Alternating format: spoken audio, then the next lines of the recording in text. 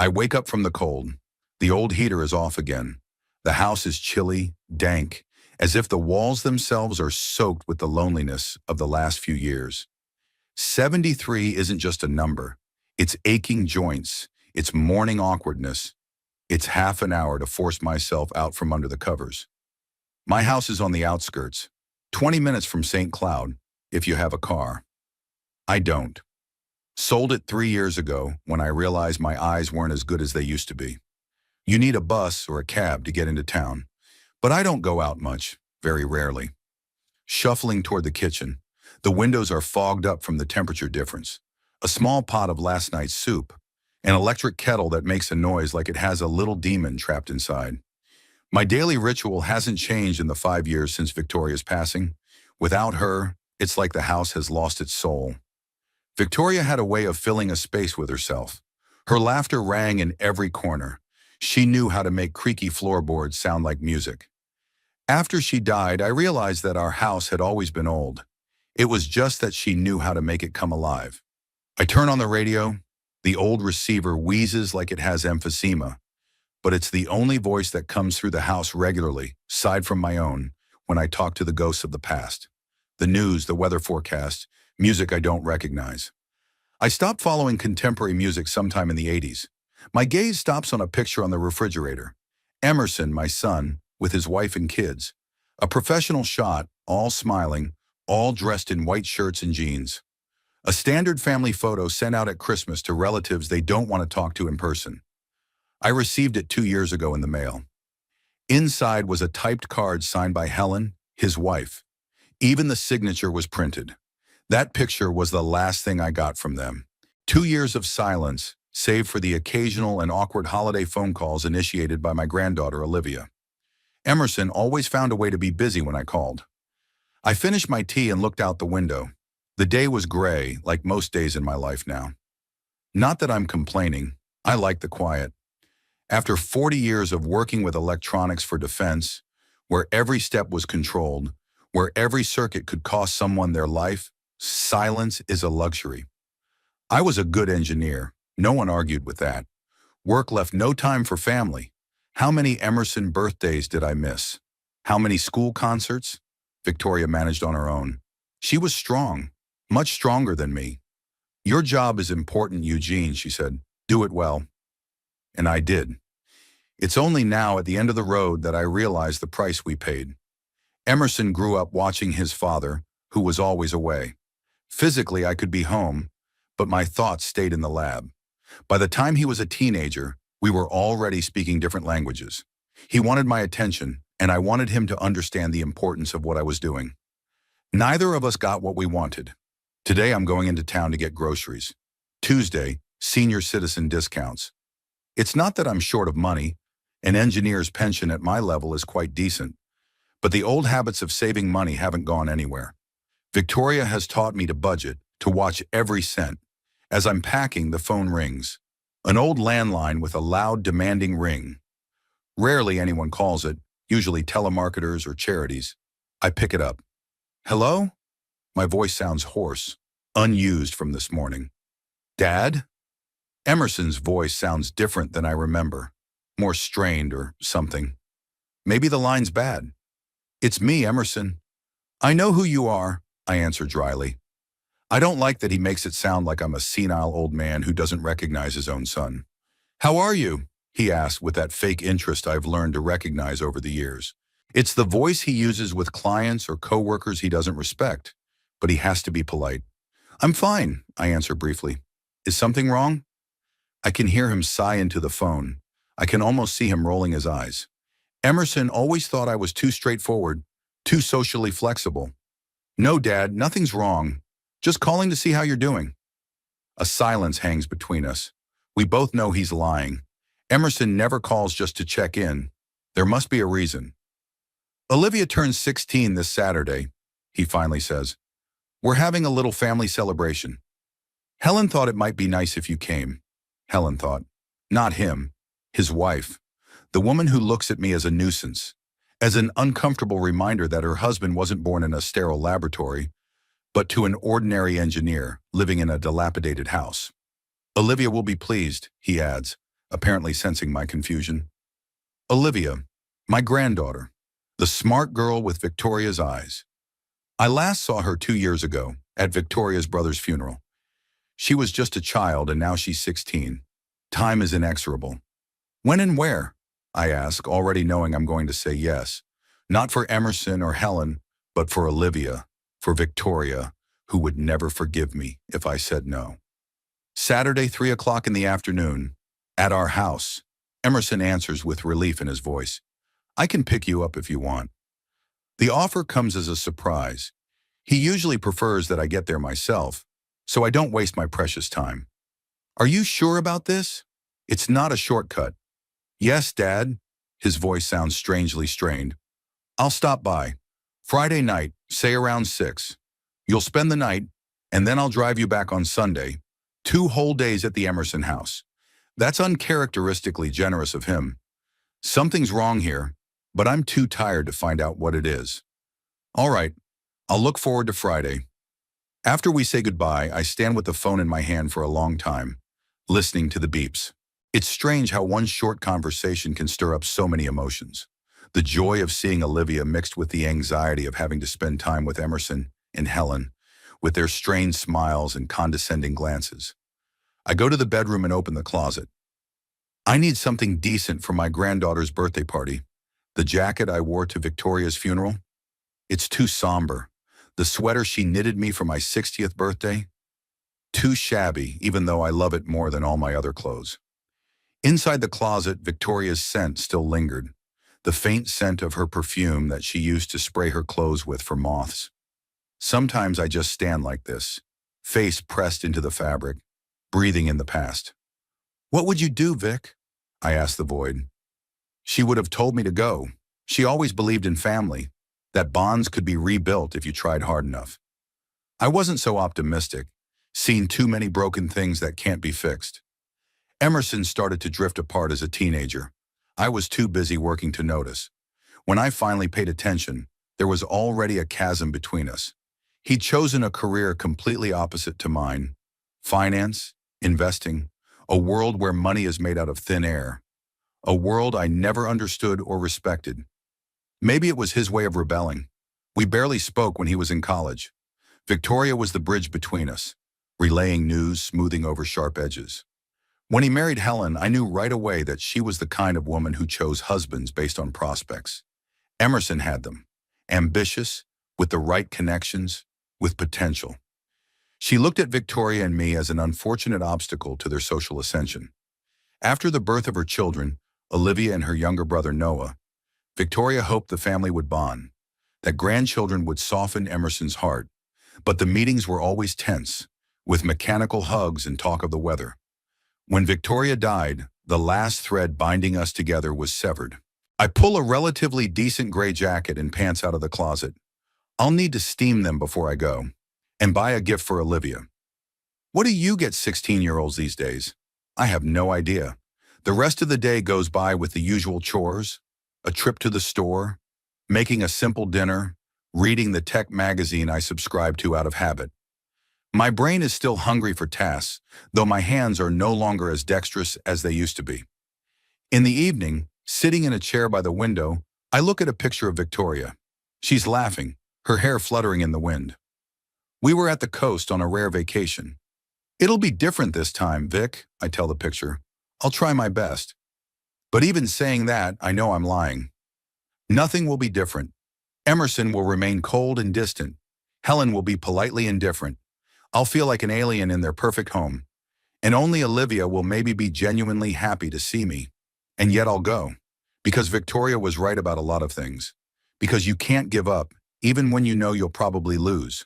Because family is not only joy and support, but also pain and disappointment and guilt. All of it. I fall asleep in my chair, with a book on my lap and thoughts of the upcoming trip. Sleep comes hard, as it always has in recent years. And I dream of Victoria, young, with red hair, calling me home from the lab. Eugene, dinner's getting cold. Emerson's waiting. In this dream, I put off work and go to their house. In reality, I'd always say, 5 more minutes. And those 5 minutes would stretch into hours. In reality, I was never on time. And now I think it's too late. The drive to St. Cloud seems longer than I remember. Outside the window of Emerson's car, familiar scenery flashes. But something has changed. Maybe it's me that's changed. The cabin smells like new leather and some kind of synthetic air freshener. Too sterile. New car? I asked to break the silence. I leased it 3 months ago, Emerson says, keeping his eyes on the road. Business class, fully equipped. He talks about the car as if it were a living thing worthy of respect. It's been almost a year since I last saw my son, and he hasn't even asked me how I've been living all this time. But he's ready to talk about horsepower and leather seats. Helen's been getting ready for the party since this morning, he continues, apparently to fill the pause. Olivia doesn't know you're coming.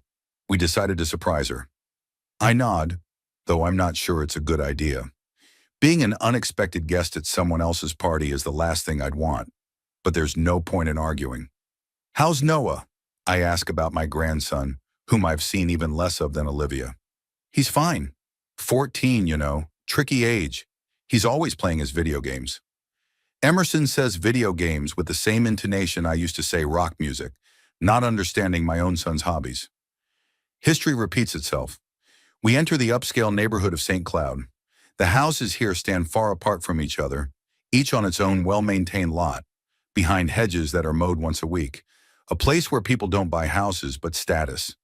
The Emerson house is a large 3-story mansion in a pseudo-colonial style, too big for a family of 4, but perfect for showcasing success.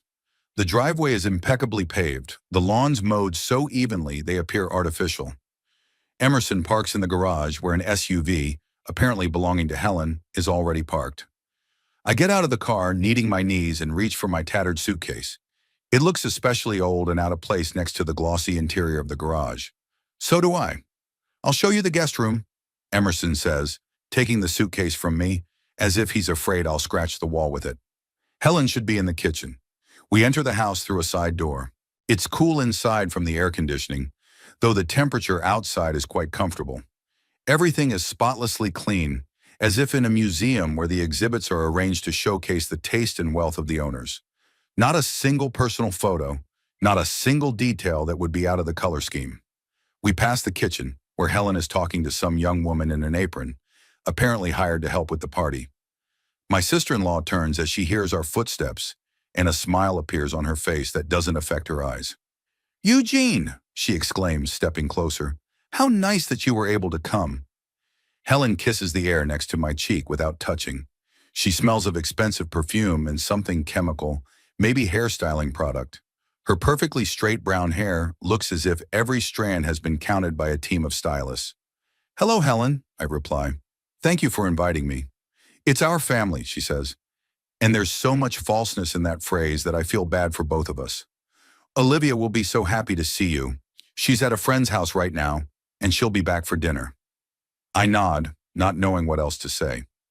Our conversations are always like this, a bunch of polite phrases, devoid of any substance. I'll show my father to his room, Emerson says, clearly wanting to interrupt this awkward exchange of pleasantries. And then we'll have some business to discuss. Of course, darling, Helen replied, losing interest in me instantly. Eugene, dinner is at 7. I hope you're rested. And she goes back to her assistant as if I'd never been here. The guest room is on the first floor, at the far end of the house. It's a small room with its own bathroom, decorated in impersonal beige and brown colors. There is nothing superfluous here. A bed, a nightstand, a dresser, a small desk by the window. It's the perfect place for a guest who isn't expected to stay long. Make yourself comfortable, Emerson says, setting my suitcase by the bed. If you need anything, ask Helen. I have a few calls to make. And he leaves, leaving me alone in this sterile room. I sit down on the edge of the bed, feeling tired, not so much from the road, but from this whole situation. What am I doing here? Why did I agree to come, knowing I'd feel like a stranger? There's no point in unpacking my suitcase. I'll only be here for a couple days. I take out only the essentials: a toothbrush, a razor, a change of shirt. I put Olivia's present on the nightstand, an antique wristwatch that had once belonged to Victoria. It's mechanical with a dainty silver case. I'm not sure it's an appropriate gift for a modern girl, but it's the only valuable thing I can give away.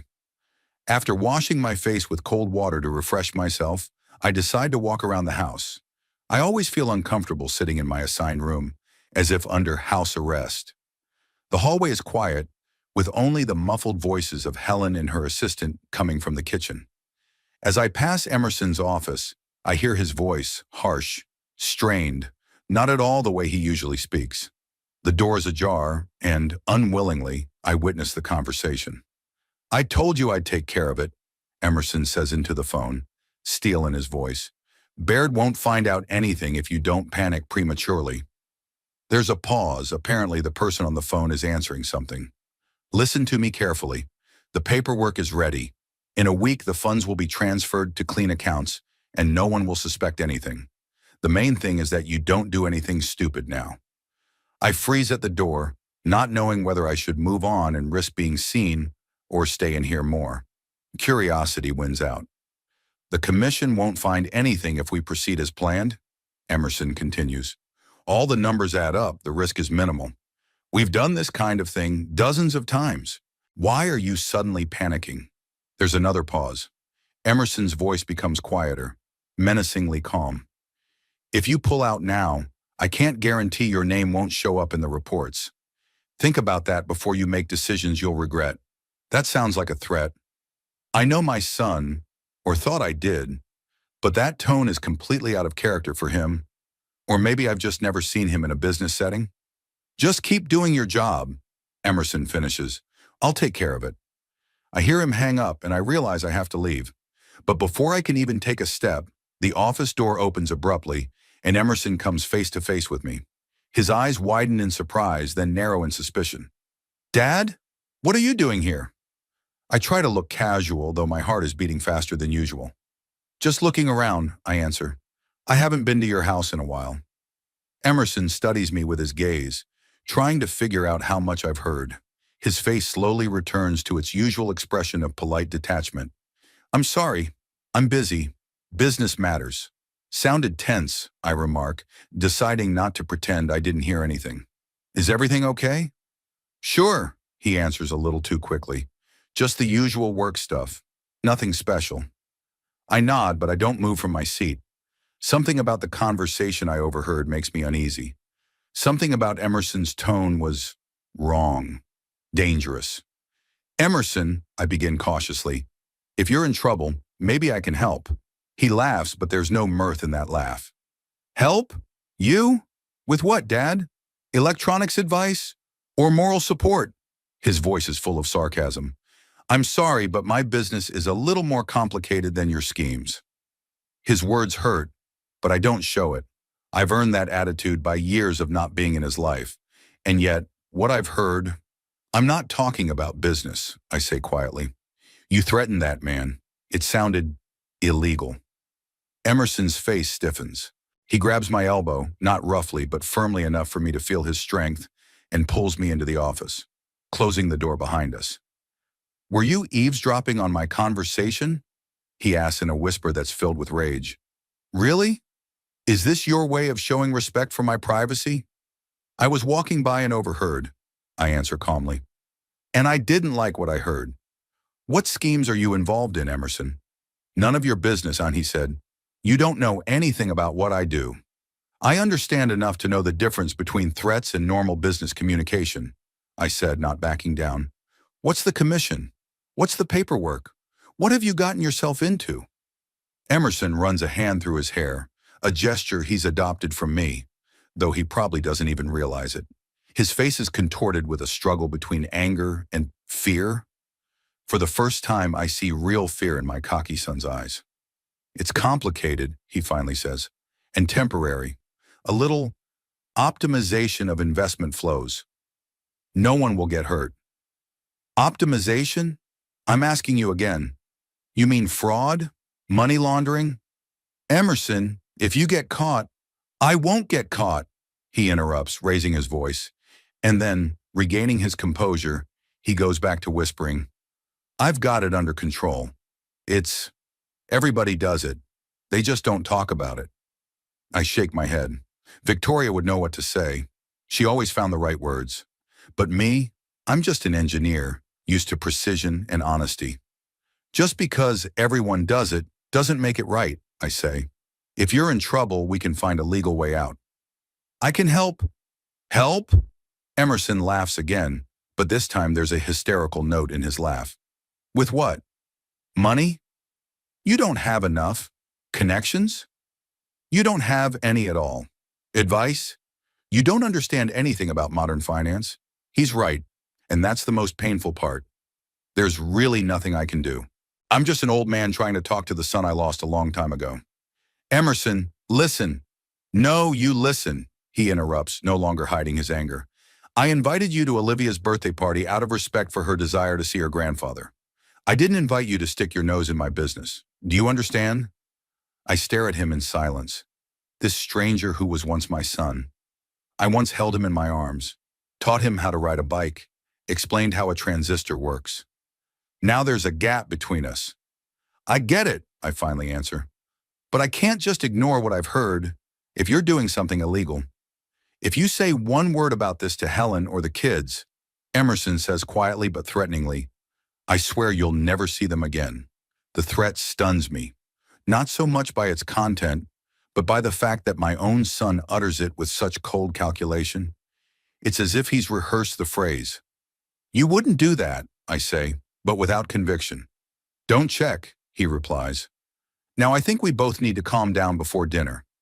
Olivia's party is tomorrow, and I want it to go smoothly. After that, I'll drive you to the train station. I think it's best for everyone. And he opens the office door, signaling that the conversation is over. I walk out, feeling another 10 years older. In the hallway, Emerson holds me back with a hand on my shoulder. Dad, he says in a different tone, almost conciliatory. I know you think you care about me, but trust me, I know what I'm doing. I have a plan. I've always had a plan too, I reply quietly, and look where it's gotten me.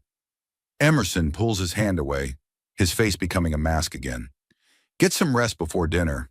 Noah will be back from practice. He'll be happy to see you. He walks away with quick steps, leaving me alone in the hallway. I slowly walk back to the guest room, thinking about what I heard, about what my son got himself into, about how I'm completely powerless to help him. I sit on the edge of the bed and look out the window at the perfect garden of trimmed bushes. Everything here seems flawless, but underneath that perfect surface lurks something rotten, and Emerson is part of it. I realize that instead of building a relationship with my son, this trip will likely destroy the last bridges between us. And yet, I can't just turn a blind eye to what I've heard. I can't pretend I don't know anything. For the first time in a long time, I feel like I really need Victoria. Her wisdom, her ability to smooth over conflict. She would know what to do. She always has. But Victoria isn't here. There's just me, an old engineer with outdated notions of honesty, and my son, who lost his moral compass somewhere along the way. And there's dinner ahead, which promises to be even more stressful than I expected. And Olivia's birthday, which I don't want to ruin with my presence. And the drive home to the train station, where Emerson now obviously can't wait to take me. Olivia's birthday party had gone exactly as I'd expected.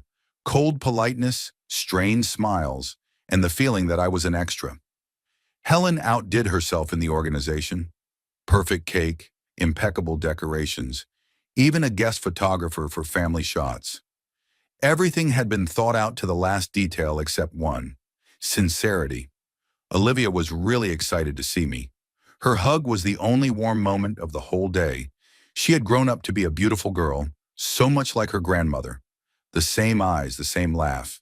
Victoria would be so proud of her. Grandfather, I didn't know you were coming. Surprise, I replied, awkwardly hugging her back. Happy birthday, Livy. I gave her the Victoria watch. I could see the genuine excitement in my granddaughter's eyes as she held it in her hands, as if realizing its true value, not monetary, but emotional. Were they Grandma's? She asked quietly. Yes, she would have wanted you to have them. Olivia put the watch on immediately, even though it didn't match her modern outfit at all. That gesture meant more to me than all of Helen's fake smiles and Emerson's tense handshakes. Noah, my grandson, was more reserved. At 14, He had already internalized his father's way of holding himself a little aloof, with a touch of condescension. But I noticed him watching me furtively, with a curiosity he was hesitant to show openly. All day Emerson kept his distance from me.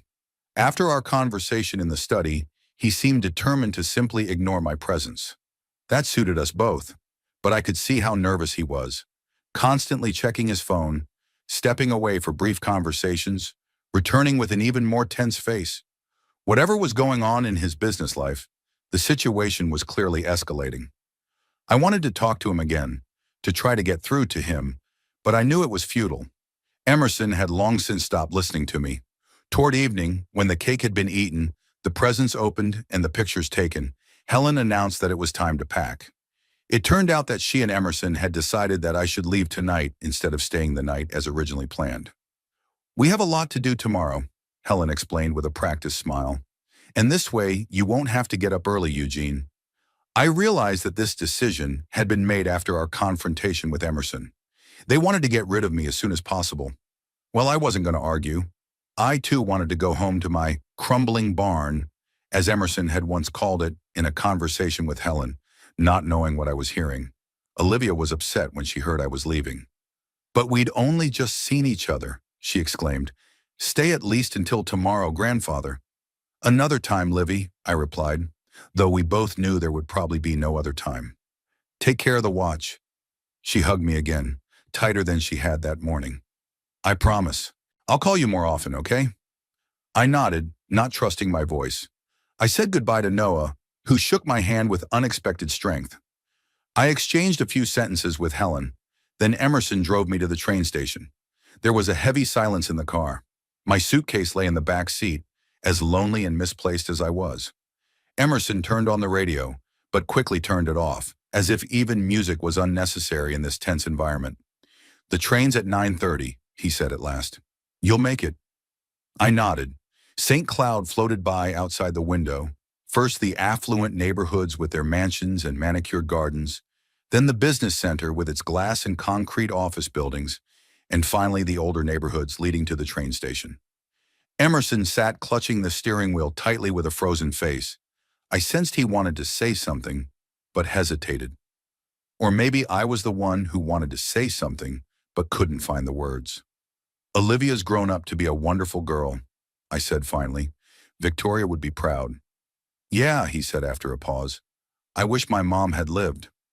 We were silent again. I stared at my son's profile, so similar to my own when I was young, and yet so alien at the same time. This man had once been a little boy who asked me to tell him how the radio worked, who was proud of my work, who wanted to be as smart as Daddy. Where has all that gone? "Emerson," I began, realizing this might be my last chance to talk to him straight. "What I heard yesterday—" "We agreed not to discuss it," he interrupted sharply. "No, you decided we wouldn't discuss it. I think I should." Emerson gave me an annoyed look, but he didn't say anything. I took that as an opportunity to continue. "I don't know what you've gotten yourself into, and frankly, I don't want to know the details. But I recognize threats when I hear them. I recognize fear, and I recognize fear." "I'm not afraid," he snarled. "I'm in control." "Nothing is ever completely under control," I replied calmly. "I've worked with systems where one mistake could cost people their lives. And you know what I've learned? That even the most reliable systems fail if you don't follow safety rules."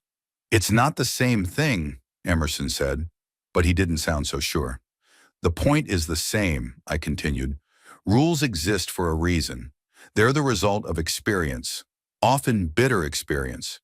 When you start skirting them, thinking you're smarter than everyone else, it always ends badly." We drove through the center of town. Evening St. Cloud glowed with neon lights, car headlights reflected in the storefronts. A beautiful city that had never been home to me. "Why would you want to do that?" I asked quietly. "You have a good job, a family, a home. Why risk it all for what? More money?" Emerson gritted his teeth. I could see a vein pulsing on his temple, a sign of anger I remembered from his teenage years. "You don't understand," he said. "I never did. The world has changed, Dad. Everybody does it now. If you don't play by those rules, you just get kicked to the curb. If everybody does it, that doesn't make it right, I repeated a phrase from our conversation yesterday. Emerson, you're talking about breaking the law. You're talking about fraud. If you get caught, I won't get caught, he almost shouted, and I could hear the desperation in that shout. It's all worked out. All traces are covered. There are always traces, I said softly. There's always someone who knows. And often that someone is the person you least suspect. Emerson braked sharply at a stoplight, and I swayed forward. In the red light, his face looked distorted, almost demonic. Stop it, he hissed. Stop talking like you know more than me. Like your experience with circuits and wires has any relevance to my life. I'm not speaking as an engineer, I replied. I'm speaking as a father. As a man who has made mistakes and seen others make them. The traffic light turned green, and Emerson pulled away. We were already approaching the train station, an old red brick building, one of the few historic structures still standing in the city. You know I'm right, I continued, feeling like this was my last chance to get through to him. Otherwise, you wouldn't be so angry. Emerson, before it's too late, stop.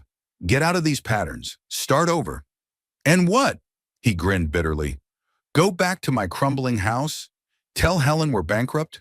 Explain to the kids that their father is a loser? Better to be an honest loser than a criminal, I said. It was a mistake. I realized it as soon as the words were out of my mouth. Emerson's face twisted with rage. He swerved the steering wheel, and the car swerved to the curb with a screech of tires. We were a few blocks from the train station, on a relatively deserted street. A criminal? He hissed, stopping the car. You're calling me a criminal? You who abandoned your family for a job? Who missed out on all the important moments of my life? Who only thought of grandchildren when he was a lonely old man? His words hit the mark, but I wasn't going to back down. Yes, I was a bad father, I admitted, but I never crossed the line. Never threatened people. Never. Stop it, Emerson yelled, slapping his hand on the steering wheel. Stop lecturing me. You have no right. You know nothing about my life, about the pressures I face every day. You sit in your barn, counting your pension and judging me. I saw his hand reach for the doorknob, on my side. I realized what was about to happen, but I didn't have time to react. The door swung open, and Emerson leaned over me and unbuckled my seatbelt. Get out, he said icily. You can walk from here. Emerson, don't do anything stupid, I started, but he was already pushing me toward the open door. Get out, he shouted, pushing me out. I lost my balance and fell out of the car. At my age, my reactions are not the same. I didn't have time to put my arms out, and I fell awkwardly, hitting my head on the curb. Pain pierced the back of my head, and everything went blurry before my eyes. I heard the trunk door slam. My suitcase landed next to me with a thud. Emerson stood over us, me and my miserable belongings breathing heavily as if after a run. Go back to your crumbling barn, he shouted with contempt in his voice, and don't you dare lecture me on morality again. You lost that right a long time ago. I tried to get up, but I felt dizzy. I felt something warm running down the back of my neck. Blood. Not a lot, but still. Emerson was already walking back to the car. He stopped for a moment, and I thought he'd come to his senses. But he just threw it over his shoulder. Don't call us. Don't write. Don't show up. We don't need you. And with those words, he got into his car and drove away, leaving me on the sidewalk, disoriented, with a bleeding head and a suitcase that suddenly seemed unlivable. The world around me was floating, but I forced myself to focus. I needed to get to the train station, buy a ticket, get on the train. Just act according to the plan, step by step, as I had become accustomed to over decades of engineering work. With difficulty, I got to my feet, leaning against a lamppost. My head hurt, but I could walk. I picked up my suitcase, old, shabby like myself, and slowly walked toward the train station. The street was almost empty. Rare passers-by avoided me. An old man with a bloody head, shuffling along the sidewalk with an ancient suitcase. No one stopped to ask if I needed help. In today's world, an injured person on the street is not a cause for concern, just an inconvenient reminder that not everything is as safe as one would like to think. The train station showed up 2 blocks later, a stately building illuminated by a warm glow. I waddled to the entrance, stopping to catch my breath. In the mirrored surface of the door, I saw my reflection, a pale face, disheveled gray hair with a blood stain on the back of my head, a crumpled jacket. A pitiful sight. Inside the station was warm and crowded. No one paid any attention to me. Just another old man with a suitcase. Not many of them. I headed for the ticket office, trying to walk straight, not to stagger. I bought a ticket for the next train, which fortunately was leaving in 20 minutes. Sitting in the waiting room, I pressed a handkerchief to the back of my head. The blood had almost stopped by now, but my head continued to throb with pain, physical and emotional. Emerson's words rang in my ears. "Go back to your crumbling barn. We don't need you." The worst part was that there was some truth in what he said. I really had been a bad father, really missed all the important moments of his life, really had no right to moralize to him. And yet, what I heard, the way he talked to that man on the phone, it was wrong. It was dangerous. I felt it with my whole being. They announced that my train was boarding. I struggled to get up, picked up my suitcase, and walked to the platform. Every step was painful in the back of my head. Every movement demanded effort. At 73, a fall on the pavement is not just a nuisance, but a real trauma. The carriage was almost empty. I found my seat by the window, arranged my suitcase on the shelf, and sank heavily into the seat. Outside the window was St. Cloud at night, the city where my son lived, whom I had lost, it seemed, for good.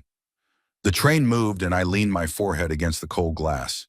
The station was slowly drifting backward, the lights of the city blurring into a solid band of light. I felt broken, both physically and mentally.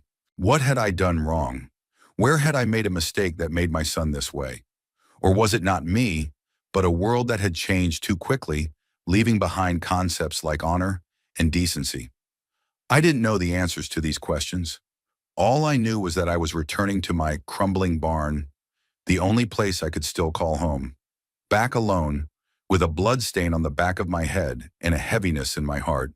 And yet, as I fell asleep to the sound of the wheels, I could not escape a strange premonition, as if something was about to happen, as if the story were not yet over. The house greeted me with silence and coolness. I struggled up the creaky porch steps, every movement painful in the back of my neck and back. The effects of the fall were in full force, the aching pain in my lower back, the abrasions on my arms that I hadn't even noticed yesterday, and, of course, the gash on my head. As I crossed the threshold, I dropped my suitcase in the hallway and headed straight for the bathroom. The faded mirror reflected the tired face of a man who looked much older than his 73 years. His gray hair was sticky with dried blood, and deep shadows lingered under his eyes. I gingerly felt the wound on the back of his head, small but deep. At my age, even an injury like that could be dangerous. I cleaned the wound with hydrogen peroxide and applied the bandage, wincing at the pain. The movements were awkward, my fingers stiff. Victoria would have done a much better job. She always took care of these things, cuts, bruises, colds. Now I had to manage on my own, and I wasn't coping well. Taking a painkiller, I slowly made my way to the living room and sank into a chair. The house seemed especially empty and cold after this trip. Maybe it was because I now had a clear realization. I had no one else.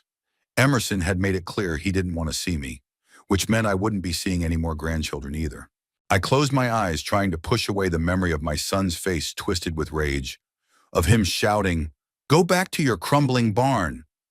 Was this really the same boy I had once held in my arms? The same teenager who asked about my job with burning eyes? What happened to us? When did we become strangers? The answer was painfully obvious. I had made us strangers myself, choosing work over family day after day. I hadn't been there when Emerson learned to walk, to talk, when his first tooth erupted. I missed his first day of school, his graduation, his wedding. I was always busy with important things, and the result was a lonely old man in an empty house with a bleeding wound on the back of his head and a broken heart. Victoria warned me. "Eugene," she said, "you're losing your son. He needs you, not your money." But I didn't listen. Work seemed more important. It always seemed more important. I was a brilliant electronic engineer. My circuits saved lives. My designs were used in critical defense systems. I was proud of it. I thought I was doing something important. But at what cost? at the cost of my relationship with my only son. I struggled to get up, feeling all my muscles ache. I went into the kitchen, put the kettle on. Mechanical actions I've performed thousands of times. Made tea, found some leftovers in the fridge. I had no appetite, but I forced myself to eat. One must take care of oneself, even if no one else cared. It was starting to rain outside the window. The drops dripped down the glass, blurring the landscape. The old apple trees in the orchard bent in the wind. This orchard had once been Victoria's pride. Now it was overgrown, feral, like the rest of the house. A crumbling barn. Emerson was right. The house was really falling into disrepair. Leaky roof, creaky floorboards, cracked tiles in the bathroom. I used to keep everything in order, but after Victoria died, my hands were down. It seemed pointless to take care of the house when there was no more life in it. Victoria filled these walls with laughter, conversation, the smell of fresh baked goods. She was turning this old house into a cozy nest. Without her, it was just a shell, an empty shell. I went back into the living room, grabbed the photo album from the shelf. I flipped through the pages, stopping at the pictures of Emerson. There he was, a newborn, in the arms of a happy Victoria. Here's his first birthday. I'm not in the picture. I was on a business trip. Here he is 5, proudly showing off his assembled construction set. I remember this day, one of the rare weekends I spent with my family. With each page, there were fewer and fewer pictures of me. Here is Emerson's teenage years, an angular, insecure boy with a wary eye. During this period, we hardly spoke anymore. I was working on an important project, coming in late, leaving early. If I noticed my son's growing alienation, I wrote it off as difficult age. The last pages of the album are Emerson in college, his graduation, his wedding to Helen. I was physically present at all of these events, but was I truly there? I remember him introducing me to his new friends at the wedding, briefly, formally, without warmth. Even then, there was already a chasm between us. I closed the album, feeling a lump come up to my throat. Could I have made a difference? If I had spent more time with him as a child, if I had been interested in his life, his problems, if I had just listened, would he have been a different person? Not that cold, calculating businessman willing to overstep the law for profit. There's no point in guessing. You can't change the past. I made my choice years ago, and now I'm reaping the rewards. I got up from the chair, writhing in pain. I had to check the mail, pay bills, go about my daily business. Life went on, even if it seemed to have stopped. On the porch, I found a stack of correspondence that had accumulated during my absence, mostly bills and sales brochures. Automatically sorting through them, I thought about how pointless my life had become. Paying bills, going to the store, cooking, sleeping, and so on day after day, with no purpose, no meaning. In the old days, there was work, challenging, demanding work, but giving me a sense of importance. Now there wasn't even that. Just empty days filled with routine and empty nights filled with memories. Evening descended on the house, bringing with it cold and damp. I turned on the heater, but it was half working, as always. It needed to be fixed, like so many other things in this house. But why? For whom?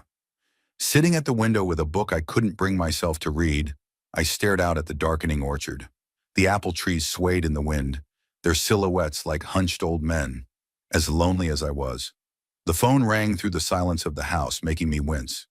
Who could be calling at this hour? My neighbors didn't bother me, my friends were gone, and Emerson had made it clear he didn't want to chat. I picked up the phone cautiously. Hello? Grandpa. Olivia's voice was quiet, almost a whisper. It's me. Olivia. Surprise mixed with joy. What's wrong? Why are you whispering? I don't want my parents to hear, she answered. They think I'm doing my homework. I smiled despite the pain and fatigue. My granddaughter sneaking a phone call to her grandfather is like committing an act of civil disobedience. How are you, Grandpa? She asked with genuine concern. Daddy said he drove you to the train station, but I don't know. I thought he was kind of weird when he got back. It's okay, Livy, I lied. I didn't want to tell her the truth about what had happened. I'm home, resting. Are you sure? I could hear the doubt in her voice. You left so suddenly. I'm sorry we didn't talk more at the party. That's okay. The important thing is that I saw you. You've grown so beautiful, Livy. So much like your grandmother. She was quiet for a moment, and then she asked quietly, Grandpa, did you have a fight with Daddy? I didn't know what to say. I didn't want to lie, but I couldn't tell the truth. Your father and I have a complicated relationship, I finally said. It's a grown-up thing. Never mind. He was yelling yesterday, Olivia continued. After he got back, he and Mom were fighting in the kitchen. They thought Noah and I couldn't hear, but she stopped talking, and I felt my insides tighten with anxiety. What happened, Livy? I asked gently. What were they arguing about? I don't know exactly, she answered. Something about money, about some Baird, about a test. Dad was very angry, yelling that he was in control, but Mom didn't believe him. She said he got us all in trouble. Baird. That's the name I heard on Emerson's phone call. The man he was hiding something from. So the situation was escalating. Grandpa, Olivia's voice trembled. I'm scared. I've never seen Dad like this before. He's always like this. Focused. Confident. And yesterday he was like a madman. He broke a cup, slammed the door so hard the painting fell off the wall. I closed my eyes, feeling the anxiety turn to real fear. Whatever was happening to Emerson was affecting his whole family. My grandchildren. Olivia, listen to me, I said firmly, even though I was trembling inside. I'm sure your father can handle things. He's a smart man. But if you get scared, if you feel like something's wrong, you can always call me. Any time of the day or night. Do you understand? Yes, she answered quietly. Thank you, Grandpa. I feel better now that I've talked to you. One more thing, Livy. Don't tell your father you called me. It'll be our little secret, okay? Okay, she said with a smile in her voice. I love you, Grandpa. I love you too, Livy, I replied, feeling tears come to my throat. More than you can imagine. After the call, I sat still for a long time, staring at the phone. The anxiety wouldn't let go. Whatever Emerson had done, the consequences could affect Olivia and Noah. Innocent children who just had the misfortune of being born to a father who'd lost his moral compass. I wanted to get on the train immediately, to go back to St. Cloud, to try to talk to Emerson one more time, but I knew it would be useless. He wouldn't listen to me. He'd only get more angry, maybe even forbid the children from talking to me. Still, I couldn't just sit back and do nothing. Not when my granddaughter calls me with a tremor in her voice, saying she's afraid of her own father. I stood up, wrinkling my aching back, and walked over to the window. The rain had intensified into a torrential downpour. The drops drummed on the roof, creating an uneven, unsettling rhythm. In this weather, it was good to sit at home with a book and a cup of tea. Unless the house felt like a prison and the loneliness didn't weigh down on my shoulders. For the first time in a long time, I truly felt how empty my home was, how empty my life is. No Victoria, no son, no grandchildren. Just an old engineer with his schematics and blueprints, with pain in the back of his head and heaviness in his heart. He went back to the chair and sank into it, feeling the fatigue coming on with renewed vigor. I needed to think, to decide what to do next, but his thoughts were jumbled, his temples pounding. Emerson was in trouble. It was clear from his behavior, from the overheard phone conversation, from Olivia's words. Some Baird, some kind of audit, some transferred funds. It all pointed to financial fraud, possibly serious fraud. What was I supposed to do? Go to the police? Report suspicions of my own son's illegal activities? No, I couldn't do that, no matter how principled I was. After all, he is my son, flesh and blood. Should I call Helen? But judging by Olivia's words, she already knew about her husband's problems and was just as frightened. All we could do was wait. Wait and hope that Emerson would come to his senses, find a way out without making things worse. But something told me that wasn't going to happen. Whatever was going on in my son's life had already gone too far. I closed my eyes, listening to the rain drumming on the roof. Thought about Victoria, about what she would have done in my shoes. She always knew the right thing to do, always found the words that could reach even the most closed heart. But Victoria wasn't there for me, just me, old, tired, with a nagging wound in the back of my head and a heaviness in my heart. Just me and my crumbling house full of ghosts of the past and unfulfilled hopes. That night I couldn't sleep for a long time. I tossed and turned in bed, listening to the sounds of the rain and the creaks of the old house. I thought about Emerson, about his angry words, about the fear in Olivia's eyes, about what would happen next. Finally, exhausted by my anxious thoughts, I fell into a restless sleep. And I dreamed of Victoria, young, with red hair, wearing the dress she'd worn when we'd first met. She was smiling and saying something important, but I couldn't make out the words. I could only see her lips saying, "Don't give up, Eugene. Don't give up."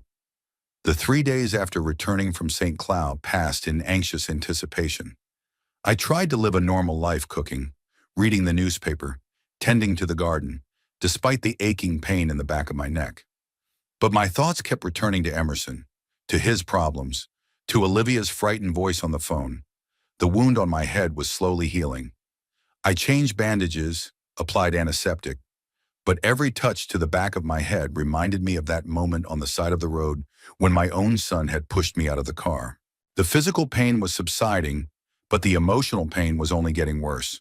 On the third day, I worked in the garden, trying to clear the paths of fallen leaves. Autumn was setting in. The trees were shedding their yellow leaves, and the wind was blowing them all over the property. Victoria loved this time of year, saying that autumn was a time to harvest and take stock. What could I summarize? A life spent working, a lost son, a lonely old age. The sound of a car pulling up pulled me out of my gloomy thoughts. I straightened up, leaning on the rake, and listened. Visitors were rare in my house, especially since Victoria was gone. Neighbors lived far away. Friends had long since stopped stopping by. The car stopped at the gate. I heard the door slam, footsteps on the gravel driveway, and then I froze, recognizing a familiar figure appearing from around the bend. Emerson.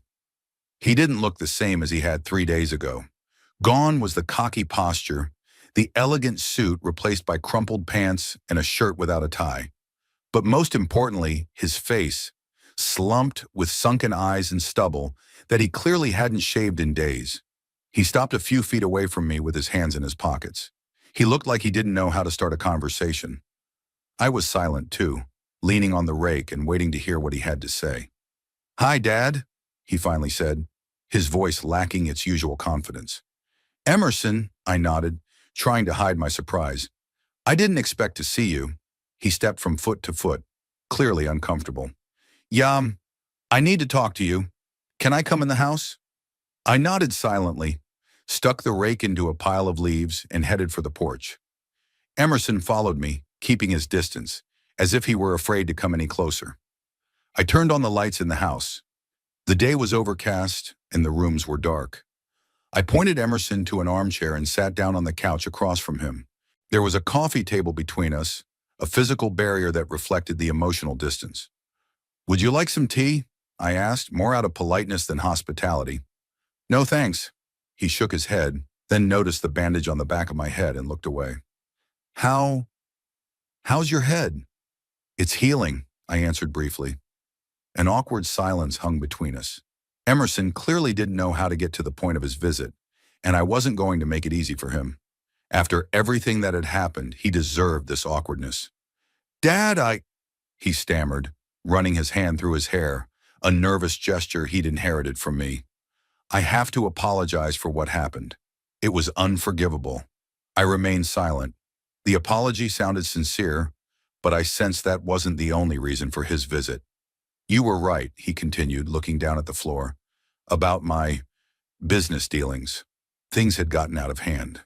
My heart clenched with anxiety, so my worst fears were confirmed. "What happened?" I asked, trying to keep my voice steady. Emerson looked up at me, and I saw something in his eyes that I hadn't seen since I was a child: helplessness, fear, and pleading. "I was fired," he said deftly. "Yesterday. No severance pay, no references. In fact, I was sent out the door with a guard, without even packing my personal belongings."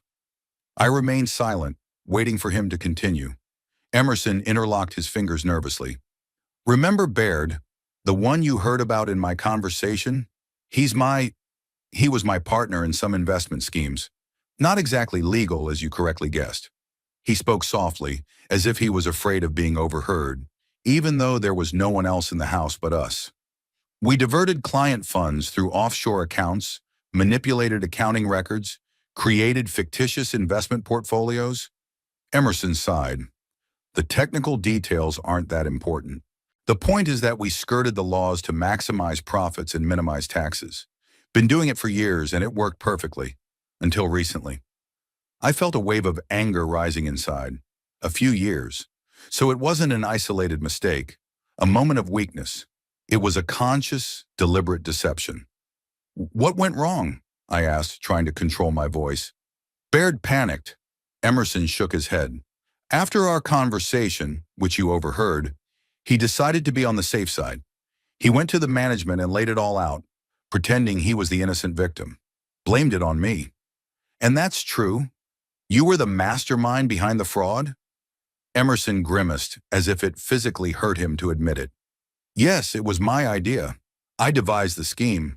I found the right people. I convinced Baird and the others to get involved. Yeah, I thought I could protect everyone if something went wrong. He fell silent, and I could see how hard these admissions were for him. Part of me wanted to say, I warned you. But what good would that do? It's too late for warnings. Company executives called me in yesterday morning. Emerson continued after a pause. They had all the evidence. Baird gave them documents, tapes of conversations, bank statements. They said I had two choices. Either leave quietly, or they would go to the prosecutor's office in the SEC. And you chose to walk away, I concluded. Was there a choice? He grinned bitterly. Prison or freedom? Of course I chose freedom. But that's not all. I tensed, waiting for him to continue. What could be worse than losing my job and the threat of criminal prosecution? They made me sign a document, Emerson's voice shook, an undertaking to return all illegally obtained funds. It's millions, Dad. Millions I don't have. I spent them on a house, cars, a private school for the kids, investments that are now frozen. He covered his face with his hands, and for the first time I saw my cocky son completely lose control of himself. I'm broke, he continued without raising his head. The bank has already sent a notice of possible foreclosure on the house. Credit cards have been blocked. Accounts have been seized. I literally have no money even for gasoline. I looked at the broken man in front of me and felt a strange mix of emotions. Pity, yes, of course. This is my son after all, my flesh and blood. Anger for ruining his life, his family's life, so carelessly. And I confess, somewhere deep inside, satisfaction that justice has been served, that you can't endlessly deceive, manipulate, break the law, and not face the consequences. And Helen? Children? I asked, thinking of my grandchildren. Emerson lifted his head, and I saw that his eyes were reddening. Helen, she's furious. Says I betrayed them, jeopardized them, ruined everything we built, threatens divorce, says she's going to take the kids and move back to her parents in Florida. Did she know about your machinations? No, he shook his head. I mean, she knew that not all of my affairs were clean, but she didn't realize the extent of it. She thought it was some petty tax dodge, nothing more. When I told her the truth, Emerson sighed. She said she couldn't live with a criminal, that she didn't want her children to see their father taken away in handcuffs. Is that possible? I asked her bluntly. Could you get arrested? Technically, yes, he admitted. The company hasn't filed a formal complaint yet, but if I don't start returning the money, they will. They have all the proof they need. And then, he didn't finish the sentence, but it was clear enough.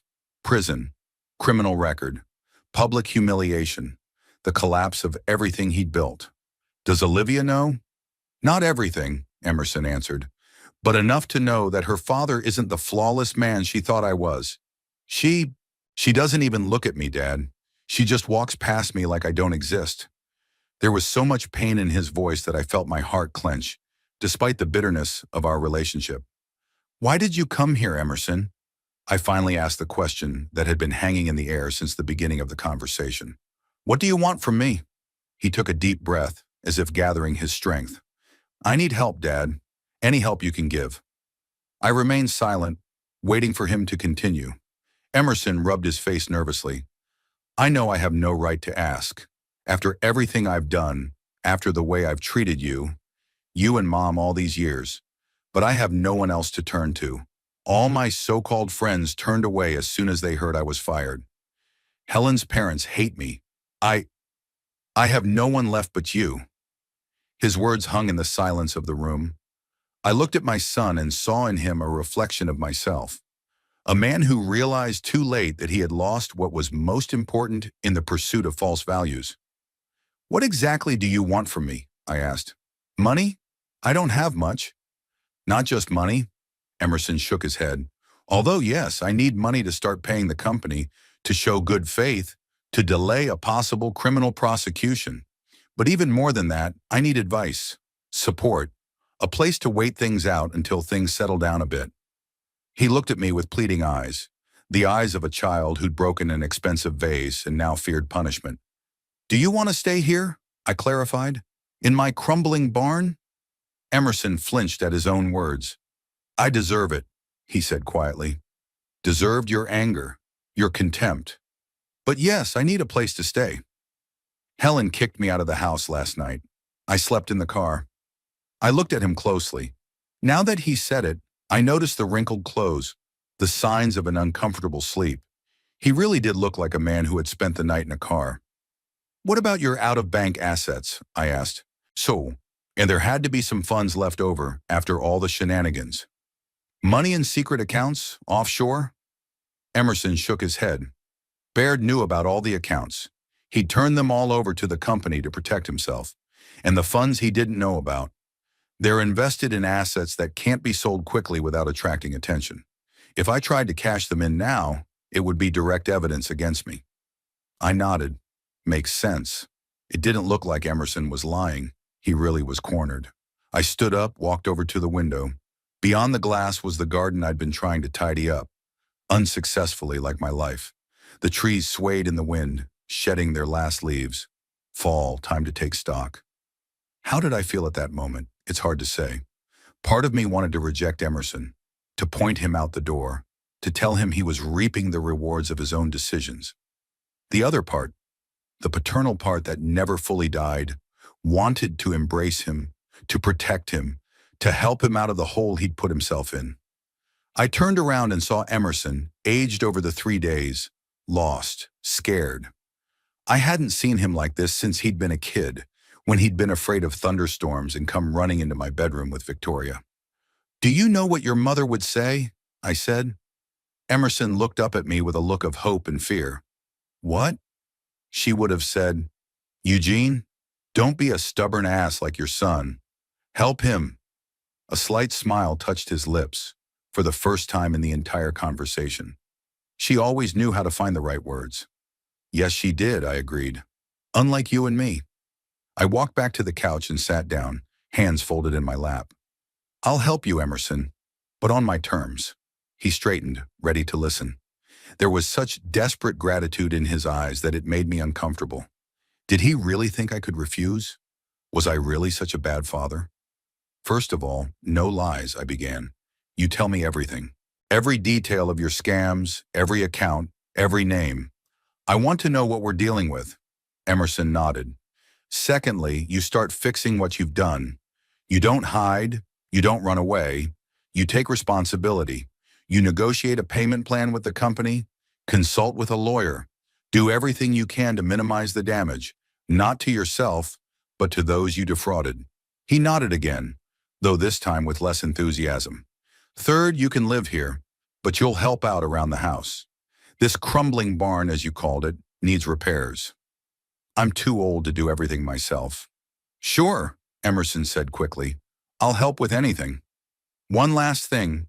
I looked him straight in the eye. "You call Olivia and Noah every day. No matter what Helen says, no matter how they react. You don't disappear from their lives. Don't turn into a ghost like I once did for you. Do you understand?" Tears came to Emerson's eyes. "Yes," he said hoarsely. "Thank you, Dad. I know I don't deserve it." "You don't," I agreed. "But we rarely get what we deserve, for good or bad. Your mother taught me that." I stood up, signaling that the conversation was over.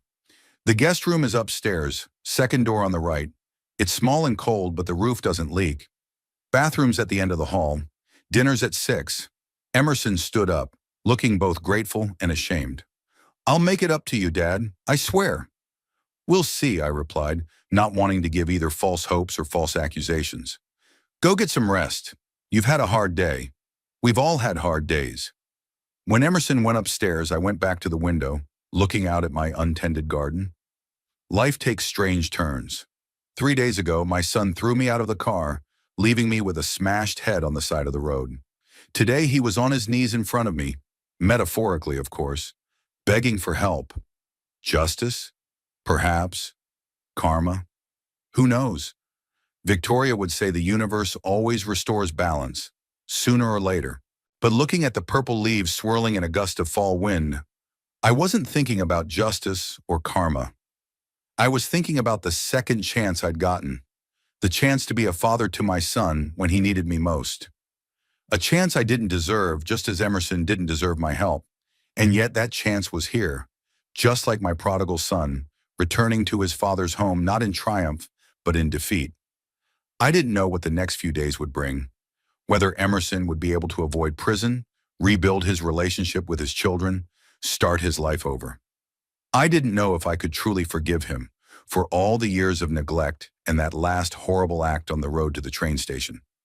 But I knew one thing. Victoria would approve of my decision to help him, and her approval had always meant more to me than anything else in this world.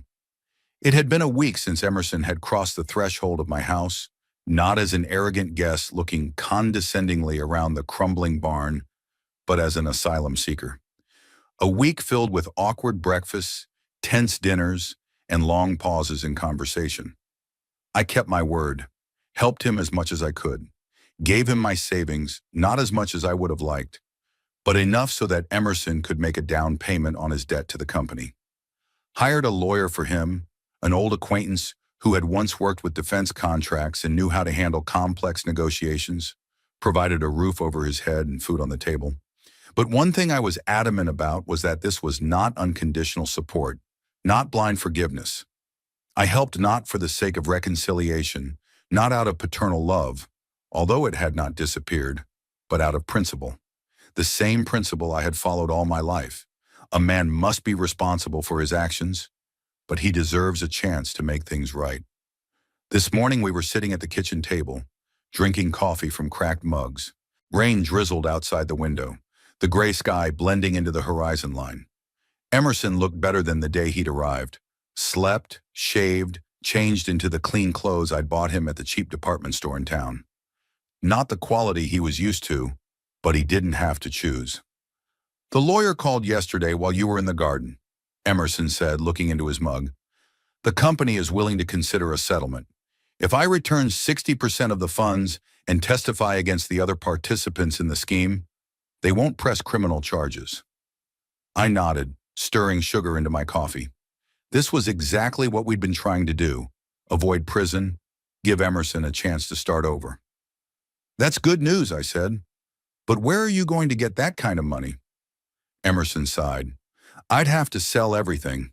The house, the cars, the stocks. Even that might not be enough, but the lawyer says we can negotiate an installment plan for the rest. Would Helen agree to that? His face darkened. She has no choice. It's either that or the house goes into foreclosure and I go to jail. She filed for divorce yesterday. I didn't answer. What can I say? His marriage was destroyed by his own actions. No amount of consolation will help and will sound fake. How are the kids? I asked instead. Noah won't talk to me. Emerson shook his head. Doesn't even pick up the phone when I call. Olivia, at least she listens, but I can hear the disappointment in her voice. She's always looked up to me, thought I was perfect. And now, he didn't finish the sentence, but it was clear enough. Now his daughter saw him for what he really was, weak, flawed, capable of deception. Give them time, I said. They need to digest this, especially Olivia.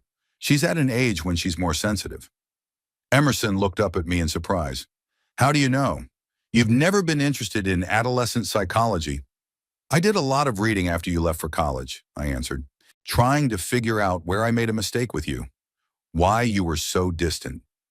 Emerson looked away. The topic was still painful for both of us.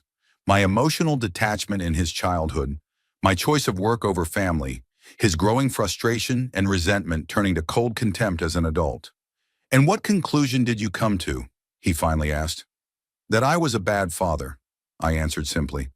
"Too busy, too detached, too sure that providing for my family financially was enough, that my work justified my absence."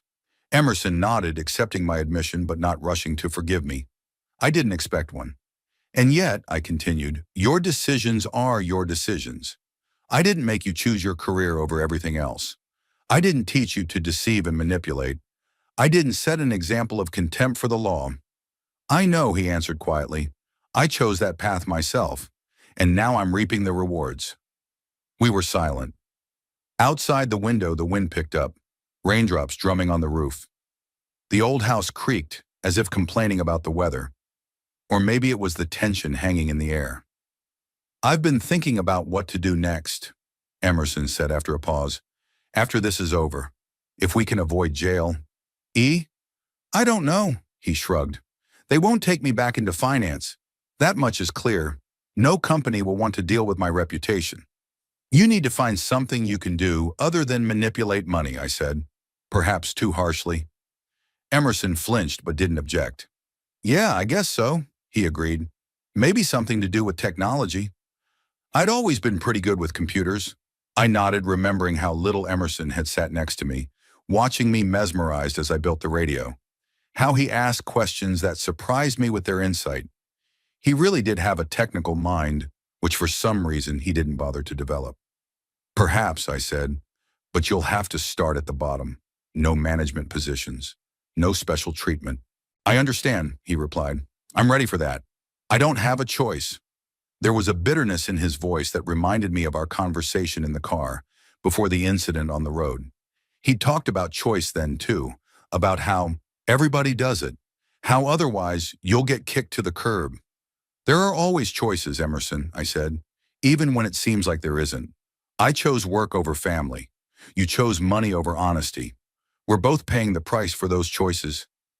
He didn't answer, but I could see that my words had hurt him. Maybe too much. But I wasn't going to spare his feelings any more than I'd spared my own all those years after Victoria's death, when I'd ruthlessly analyzed every mistake I'd made. After breakfast, Emerson went upstairs, saying he needed to call his lawyer and discuss the details of the settlement. I stayed in the kitchen, finishing my cooled coffee and looking out the window at the wet garden.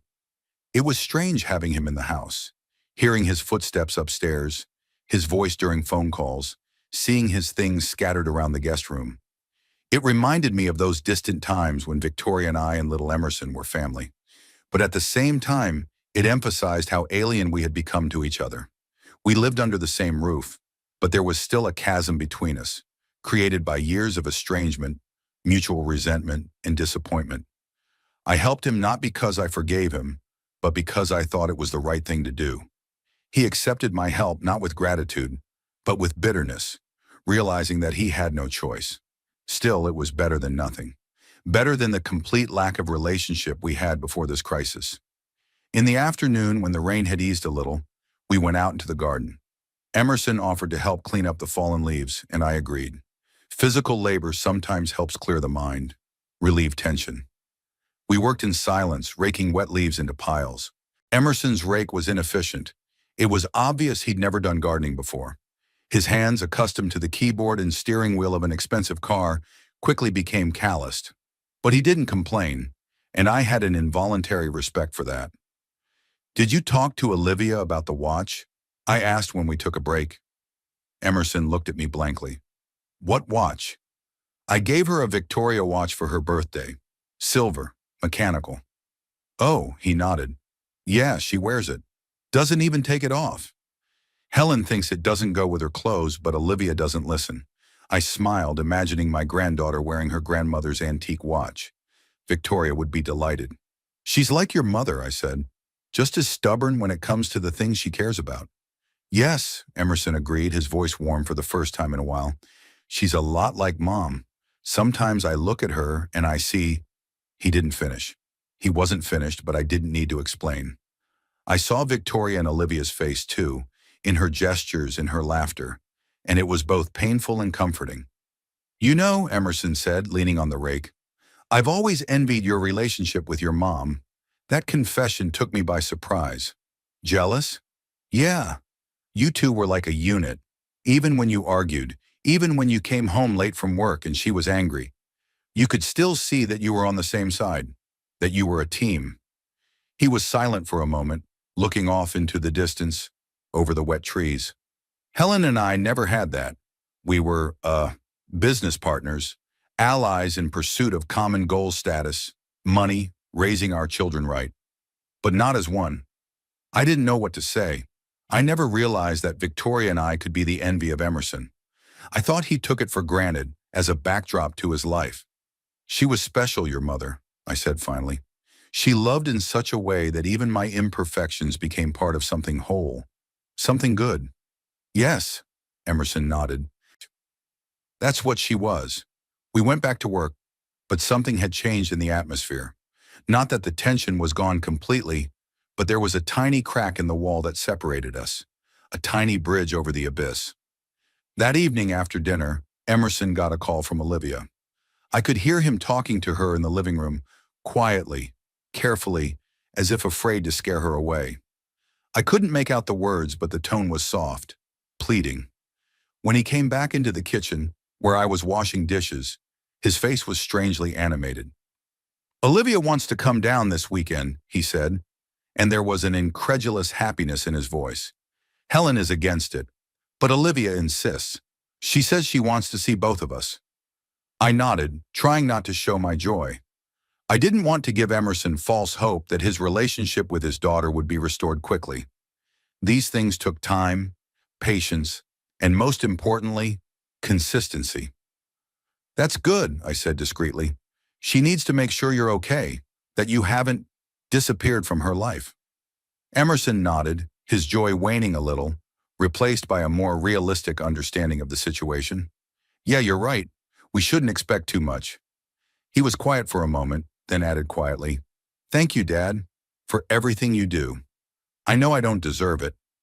I finished washing my plate, wiped my hands with a towel. I looked at my son, at his gaunt face, at the gray in his hair that I'd never noticed before, at the wrinkles around his eyes that seemed to have appeared in a week. It's not about what you deserve or don't deserve, I said. It's about what's right. I'm not helping you because I've forgiven you or forgotten what happened. It's because it's in line with my principles. A man should be held accountable for his actions, but he deserves a chance to make things right.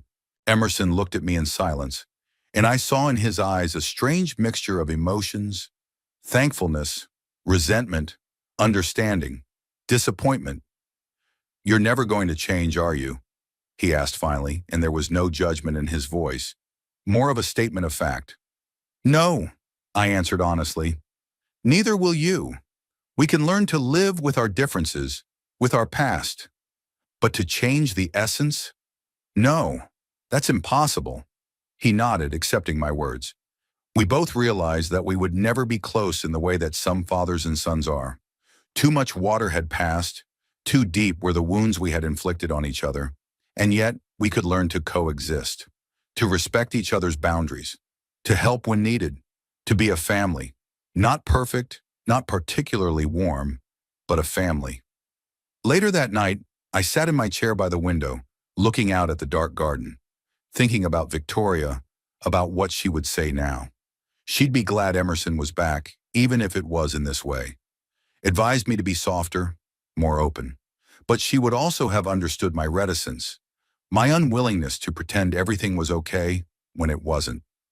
I could hear Emerson pacing the room upstairs. His footsteps, his presence in the house made my crumbling barn less empty, less lonely. But it also reminded me of all the missed opportunities, all the unmade steps toward each other. We were both to blame for the toxicity of our relationship. Me by my emotional absence in his childhood, my inability to show love. He by his disdain, his choice of material success at the cost of everything else, his unwillingness to understand my values. But maybe it's not too late to at least partially correct this? Not to become a model family. That's impossible.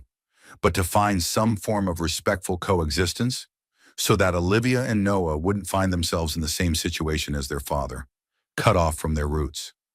I didn't know if it would work. I didn't know if I had the patience and Emerson the humility. I didn't know if the wounds inflicted by decades of mutual misunderstanding and one terrible evening on the road to the train station could be healed. But I was willing to try, not for the sake of reconciliation. I was too old and too stubborn for that, but for the principle I had followed all my life. Do what you think is right, no matter what the circumstances. And right now, helping a son in trouble was the right thing to do. Even if our relationship will never be truly warm. Even if there will always be distance between us, created by years of estrangement and resentment. I will live my own way, finding dignity and independence, in being true to my own principles. And Emerson will seek his own path, hopefully a more honest and direct one than the one that led him to his downfall. And maybe somewhere in the middle we'll find common ground. Not the perfect family from the commercials, but something more complex, more realistic. A family made up of two stubborn, imperfect people who have finally learned to respect each other's differences. I didn't know if that was possible, but as I looked out at the dark garden, at the silhouettes of trees still planted by Victoria, at the stars peeking through the breaks in the clouds, I felt a strange calm. Whatever happened next, I had done what I thought was right, and I'd had enough.